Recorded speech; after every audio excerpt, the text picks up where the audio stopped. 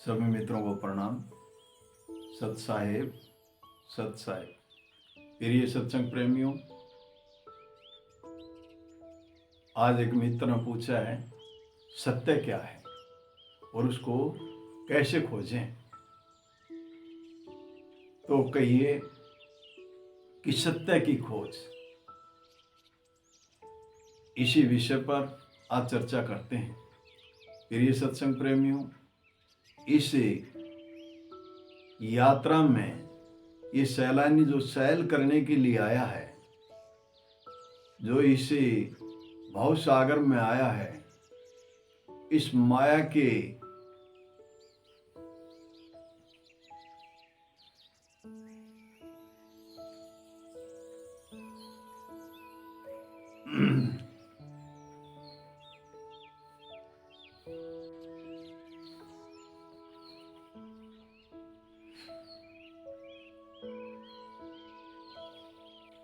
सभी मित्रों को प्रणाम। सत साहेब, सत साहेब। प्रिय सत्संग प्रेमियों, आज का विषय है सत्य की खोज। क्या है सत्य? क्या एक मानव बाल रूप में आकर के और यहाँ धीरे धीरे इस संसार में विचरण करके, पढ़ लिख करके, आगे नौकरी पेशा करके, धन दौलत कमा के, शादी करके, बच्चे पैदा करके और उनका लालन पालन पोषण करके इस संसार से विदा ले जाना, क्या यही सत्य है? नहीं मित्रों, ये सत्य नहीं है। ये अधूरा सत्य है। ये तो इस संसार में जितने भी जीव जंतु, जितने भी पशु पक्षी इस संसार में आते हैं, ये तो प्रकृति का नियम है। जो नियम पशु पक्षियों पर लागू है वही मनुष्य पर भी लागू है। लेकिन मनुष्य के साथ विवेक जुड़ा है, बुद्धि जुड़ी है और इसके अंदर अपार क्षमताएं जुड़ी है। इसने इस संसार में आकर के स्वयं को जानना है, जबकि पशु पक्षी, कीड़े मकोड़े, जल के जीव, आकाश के जीव, उनको ये बोध नहीं होता कि मैं इस संसार में क्यों आया हूं, मेरा आने का कर्तव्य क्या है। तो साथियों, उनका विवेक जागृत नहीं, उनका विवेक, उनकी बुद्धि इतना ही काम करती है, भूख लगी पेट भर लेना, पानी पी लेना, इस प्रकृति में अपना भरण पोषण करना, उससे आगे उनका विवेक जागृत नहीं है। लेकिन मानव योनि में, मानव शरीर में आकर के, ये मानव शरीर नर नारायण देह है, ये बड़े दुर्लभ है, बड़े भाग से मिली है। इसमें मनुष्य जब ऊंच छलांग लगाता है, एक मनुष्य से भगवान बन जाता है। जब उसके अंदर सभी सातों गुण, सतों गुण पूर्णतः विकसित होता है, तो वो भगवत्ता को प्राप्त कर जाता है और भगवान कहलाता है। जो भगवान किसको कहते हैं? जिसके अंदर सभी गुण विकसित हो चुके हैं, अपनी चरम सीमा तक जा चुके हैं। कौन से गुण? सत्य,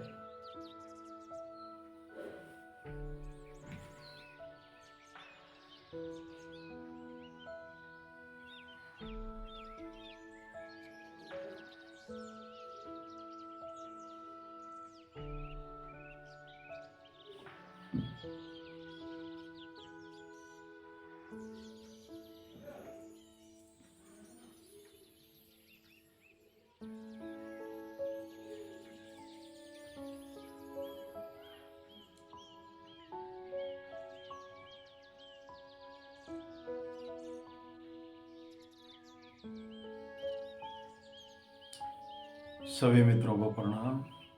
सत साहेब, सत साहेब। प्रिय सत्संग प्रेमियों, आज का विषय है सत्य क्या है, सत्य की प्राप्ति कैसे हो, सत्य की खोज कैसे हो।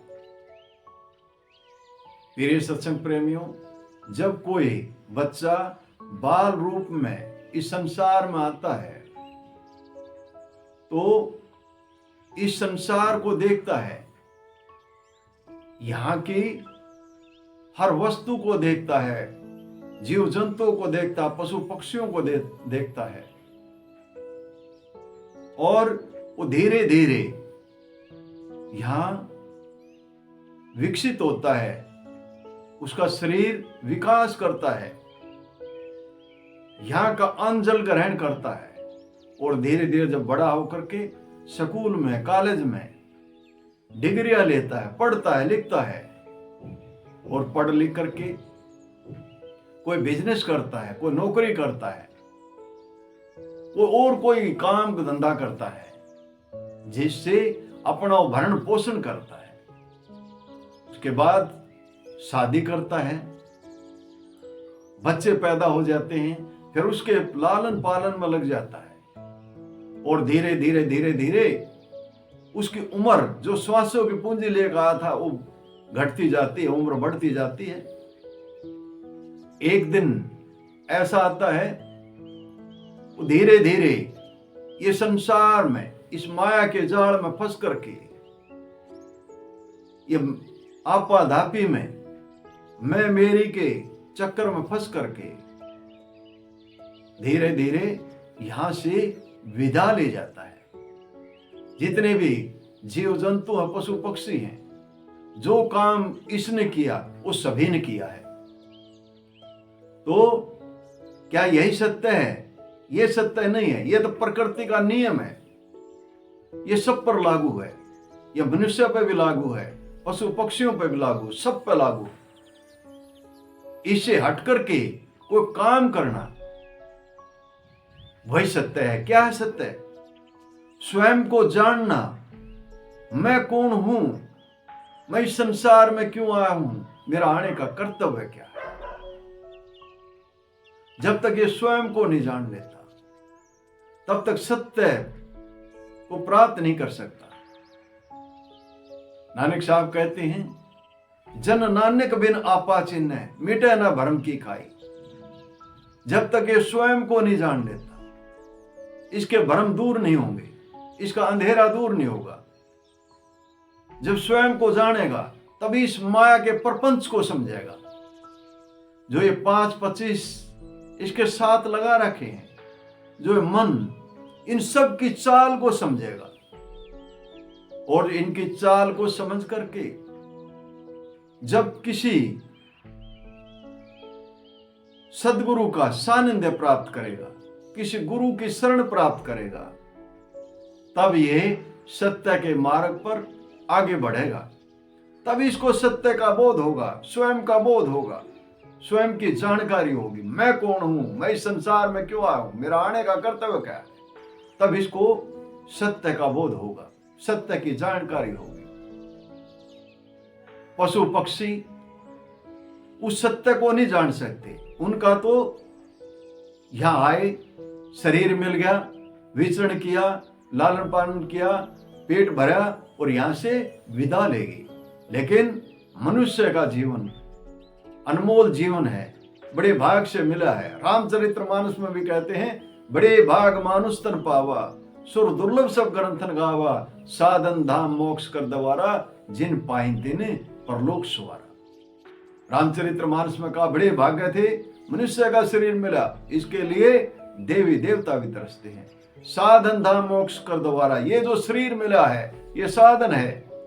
किस लिए मिला है? मुक्ति के लिए, मोक्ष के लिए। यही सत्य है, मोक्ष के लिए शरीर मिला है। पाइन जिन परलोक सवारा, जिन्होंने इसको पा करके इसका सदुपयोग कर लिया और जिन्होंने इसको पा करके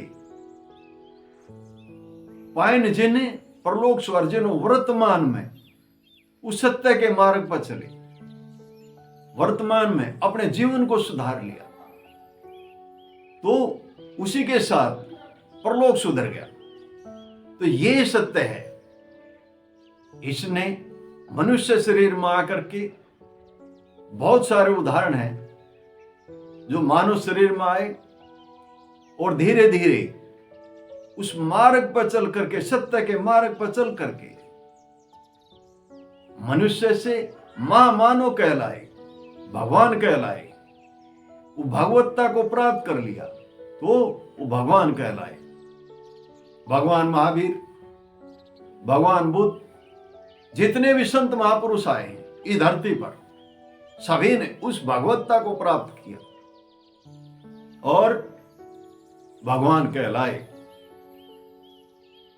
जब भी कोई भी मनुष्य भगवत्ता को प्राप्त करेगा, उसमें 7 गुण विकसित होंगे। कौन से 7 गुण विकसित होंगे? प्रथम गुण, उसके अंदर शांति होगी, शुद्धता होगी। शांति होगी, शुद्धता होगी, और उसके अंदर आत्म बल होगा। उसके अंदर सत्य होगा, विवेक और ज्ञान होगा। उसके अंदर प्रेम और आनंद होगा। ये सारे गुण उसके अंदर विकसित हो जाएंगे और ये गुण जब परम अपनी पराकाष्ठा पर, ऊंचाई पर पहुंच जाएंगे, 100% पूर्णतः ये गुण विकसित हो जाएंगे, तो उसके अंदर भगवत्ता आ जाएगी। वही मनुष्य भगवान कहलाता है। ये सत्य है। इसीलिए ये मनुष्य का शरीर मिला है। इसको जानना चाहिए, उस परम सत्ता को हासिल करना चाहिए, उस परम पद को हासिल करना चाहिए। उस परम पद के प्राप्ति के लिए ही ये मनुष्य का शरीर मिला। मेरे सत्संग प्रेमियों, किसी पूर्ण सतगुरु की, पूर्ण गुरु का सानिध्य देकर के, उसका सत्संग करके, उसकी सेवा करके, उससे वो रास्ता ले ले, स्वयं को जानने का रास्ता ले ले, जिससे स्वयं का बोध होगा, स्वयं की जानकारी होगी, और फिर धीरे धीरे धीरे धीरे उस मार्ग पर आगे बढ़ता जाएगा। ये बूंद उस महासागर में जाकर विलीन कर जाएगी, सूरत शब्द में मिल जाएगी। जब सूरत शब्द में मिल जाएगी, बूंद महासागर में जाकर विलीन कर जाएगी, तभी सत्य का बोध होगा। उससे पहले सत्य का बोध नहीं हो सकता। उससे पहले यात्रा है, उस यात्रा पर आगे बढ़ता जाएगा।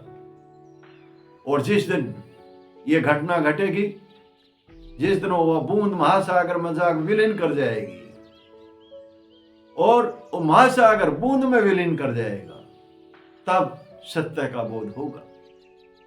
प्रिय सत्संग प्रेमियों, सत्संग करें। सत्संग से इसके अंदर जिज्ञासा उत्पन्न होती है, और जिज्ञासा उत्पन्न होने से धीरे धीरे उस मालिक की, उस साहेब की, उस सतगुरु की ऐसी दया होती है, फिर मनुष्य उस सत्य के मार्ग पर आगे जाना शुरू कर देता है, सत्य के मार्ग पर चलना शुरू कर देता है। यही मनुष्य जीवन का परम लक्ष्य है। इस लक्ष्य की प्राप्ति करना ही इसका धर्म है।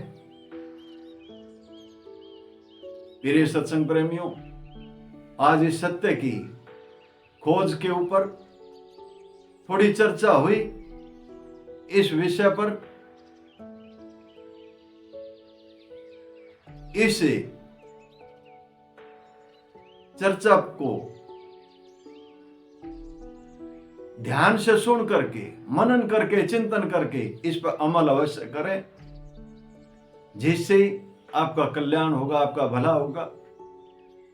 इसी भावना के साथ, इसी मंगल भावना के साथ अपनी वाणी को विराम देता हूं।